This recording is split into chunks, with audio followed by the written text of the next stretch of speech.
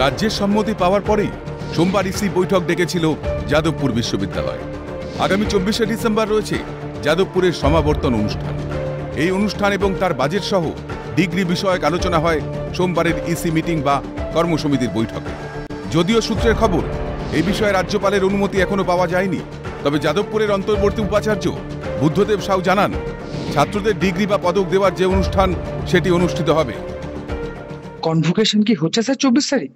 Award তো দিতেই হবে, তাই না? ডিগ্রিজ কনভোকেশন কি বলে, কোর্টের মিটিং খুব শিগগির হয়ে গেলে আর কোনো অসুবিধা থাকবে না। আর যদি তাও না হয় তাহলে অন্তত ডিগ্রি তো দিতেই হবে।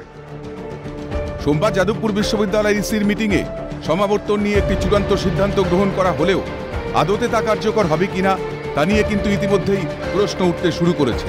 কারণ নিয়ম অনুযায়ী কোনো বিশ্ববিদ্যালয়ের অন্তর্বর্তী উপাচার্যকে সমাবর্তন অনুষ্ঠান করতে গেলে রাজ্যপাল অর্থাৎ আচার্যের অনুমতি প্রয়োজন। সেক্ষেত্রে এখনো রাজ্যপালের তরফে যাদবপুরের সমাবর্তন নিয়ে কোনো সম্মতি মেলেনি বলেই রাজভবন সূত্রে খবর। আর তাই আগামী 24শে ডিসেম্বর যাদবপুর বিশ্ববিদ্যালয়ের সমাবর্তন অনুষ্ঠান আদৌ হবে কিনা বা হলেও তার পরিধি কি হবে তা নিয়ে প্রশ্ন কিন্তু থেকেই যাচ্ছে। মণি ভট্টাচার্যের রিপোর্ট, ক্যালকাটা নিউজ।